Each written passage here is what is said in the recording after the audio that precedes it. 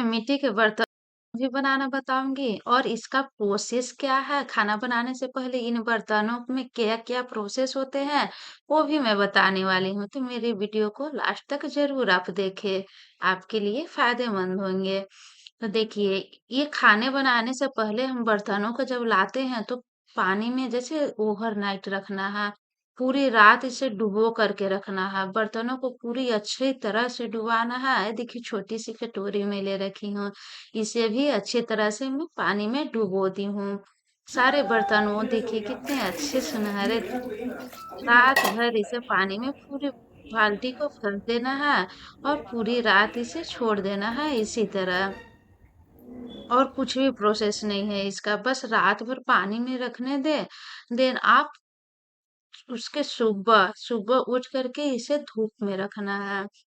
धूप में जैसे कि 2 से 4 घंटे पूरी बर्तनों में अच्छी तरह से पानी को सोख ले, अच्छी से पानी सोख ले। इसके बाद उसमें मस्टर्ड ऑयल अच्छे से अप्लाई कर देना है।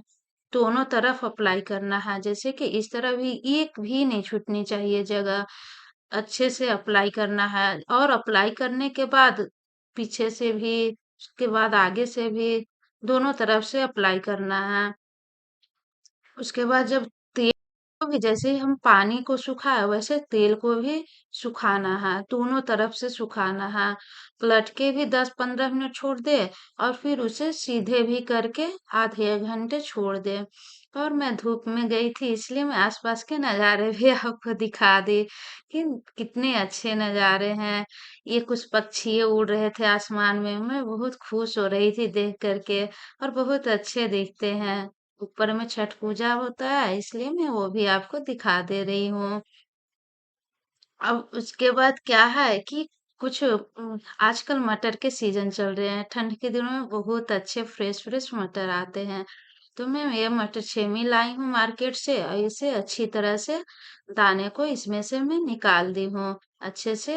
इसके बाद मैं फ्रेश करके और इसे बॉयल करने के लिए मैं डालूंगी कढ़ाई में, और वो भी मिट्टी के बर्तनों में ही। मस्त इसके सुगंध आते हैं खाने बनाने के बाद। मैं तो अब जब से मिट्टी के बर्तन लाई हूं ना, अधिकतर चीजें मैं उसमें ही रखती हूँ। ये सारे दाने अब हमारे निकल गए हैं मटर से। अब इसे अच्छे से फ्रेश कर दूंगी मैं। कुछ कुछ दाने गिर गए तो उसे भी मैं उठा रही थी। अब ये जो छिलके हैं मटर के वो भी मैं डस्टबिन में डाल दूंगी। इसे सारे को इकट्ठे कर लूंगी और मटर को अलग रख दूंगी। अब सारे छिलके जो हैं वो भी हटा दूंगी, कुछ कुछ उसमें रह गए थे उसे भी मैं साइड कर दी। अब ये पानी, और देखिए मैं लोटे भी ले चुकी हूँ मिट्टी के। मुझे बहुत पसंद आते हैं बर्तन।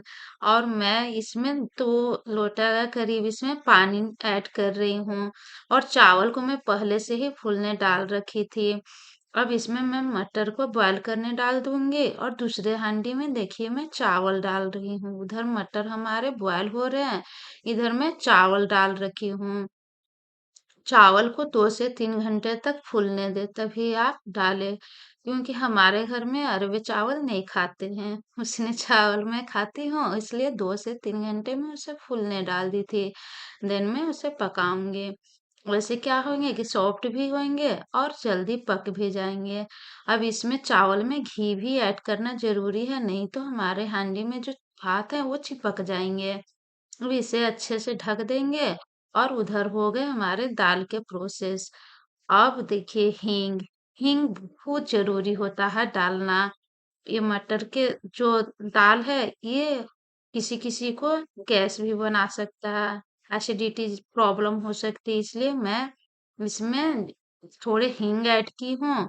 एंड 2 से 3, आई थिंक 2 तेज पत्ते और जीरे और ये मिर्च डाली हूँ। और ये मैं टमाटर और अदरक ग्राइंड कर दी थी पहले ही, वो मैं डाल रखी हूँ। अब इसे थोड़े से पकने देंगे। उसके बाद पानी से उसे टमाटर जो मैं प्यूरी बनाई थी उसे मैं धो करके इसमें डाल दी। अब ये अच्छे से थोड़े पक गए हैं। अब देखिए मैं कितने हल्के मसाले ली हूँ, गरम मसाले, जीरे पाउडर, धनिया पाउडर, देन हल्दी पाउडर में ली हूँ। अब इसे अच्छे से मिक्स कर देंगे। मिक्स करने के बाद इसे थोड़ा सा पकने देंगे, क्योंकि मसाले की खुशबू जब आने लगते हैं तो पता चल जाता है कि हमारा मसाला पक चुका है या नहीं। अब जो मटर के दाने हैं थोड़े बॉयल होने के लिए मैं डाली थी। अब ये बॉयल हो चुके हैं, अब मैं इसे मिक्सी ग्राइंडर में ग्राइंड कर दूंगी और थोड़े रहने दूंगी, क्योंकि ग्रेवी में सारे ग्राइंड किए हुए डालने से अच्छे नहीं दिखते हैं, तो कुछ मैं रहने दी हूँ। और ये गाजर और शिमला मिर्च में पीसेस में कट कर चुकी हूँ। ये देखिए ग्राइंड हो चुकी है हमारे मटर के दाने। अब इसे अच्छे से जो हमारी ये मसाला भून गया है, अब इसमें गाजर को और शिमला मिर्च को ऐड कर देंगे। ऐड करने के बाद इसे हल्का सा ही पकने देंगे, क्योंकि ये पूरा पक जाएगा तो अच्छा नहीं लगेगा। और ऐसे थोड़े थोड़े रहते हैं ना हरे हरे, तो अच्छे दिखते हैं हमारे दाल या कोई भी सब्जी में थोड़े अच्छे नजर आते हैं। इसलिए मैं इसे हल्का ही पकाऊंगी। मसाले तो पहले ही मेरे हल्के पक चुके हैं। अब गाजर और शिमला मिर्च को थोड़ा ही पकने देंगे।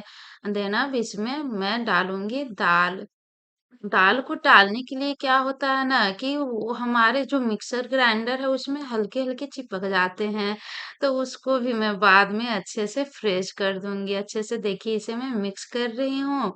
मिक्स कर हाँ, भूनना नहीं है ज्यादा। भूनने के बाद क्या होता है ना, अच्छा कलर नहीं आता है। और इसमें भून भून ये जो हमारे मिट्टी के जो बर्तन है ना, इनमें जलेंगे नहीं। और धीरे धीरे चलाना रहता है। देखिए मैं मटर के दाने डाल रही हूँ। मिट्टी के हांडी में खाना बनाने से मुझे एक चीज बहुत अच्छा से महसूस हुआ। जैसे कि अल्मुनियम हो गया, स्टील हो गया, उसमें हम खाना पकाते हैं तो यूं बर्तनों को थोड़ा बहुत पटक पटक के रख देते हैं। बट ये जो हांडी है ना मिट्टी का, इसमें पटक भी नहीं सकते। क्यों? क्योंकि डर लगता है कहीं टूट ना जाए। थोड़े महंगे भी तो हैं। अब ये देखिए थोड़े से है दही, इसे मैं हल्की क्या करूंगी ना, ग्राइंड कर दूंगी अच्छे से। ऐसे डालने से दाने दाने दिखते हैं, जैसे लगता है कि हमारा जो ग्रेवी है वो फटा फटा दिख रहा है, इसीलिए मैं इसे अच्छे से ग्राइंड कर चुकी हूँ। देखिए कितनी अच्छी ग्राइंड हो चुकी है। ये ग्राइंड मैं की हूँ क्योंकि इसे डालनी है मुझे ग्रेवी में। देखिए मैं डाल चुकी हूँ इसे ग्रेवी में।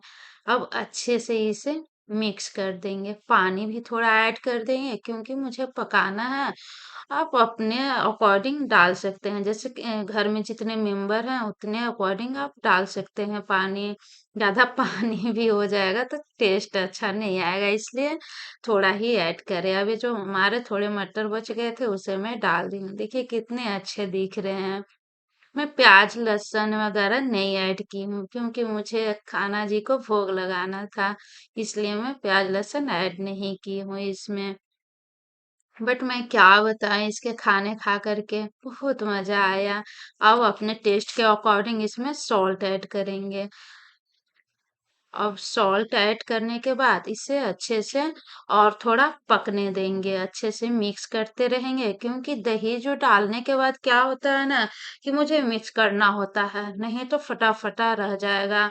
छोड़ देंगे इसे नहीं चलाएंगे तो फट जाता है। इसीलिए दही डालने के बाद हमें ये चलाना ही पड़ता है जब तक ये अच्छे से खौल ना जाए, सीझने ना लगे। और थोड़ी देर सीझने भी देना है हमें। अब देखिए कितने अच्छे दिख रहे हैं हमारे ग्रेवी। अब ऊपर ऊपर जो शिमला मिर्च और गाजर में हल्की फ्राई की थी, वो भी अच्छे ऊपर नजर आ रहे हैं।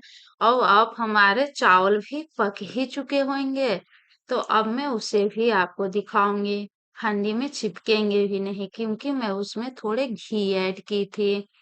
अब मैं चावल आपको दिखाऊंगी जो मैं पकने के लिए डाल रखी हूँ। देखिए कितने अच्छे चावल पक गए हैं, बहुत सॉफ्ट हो गए थे। और इसको क्या मैं बताऊं, मिट्टी के हांडी में क्या होता है ना कि आप जैसे कि पानी मार जो होता है वो पसाना भी नहीं पड़ता है, और बहुत अच्छे से पक भी जाते हैं। और टेस्ट भी बहुत अच्छा आता है। अब इसे अच्छे से पका दिए हैं। अब देखिए हमारी ग्रेवी ऑलमोस्ट रेडी हो चुकी है।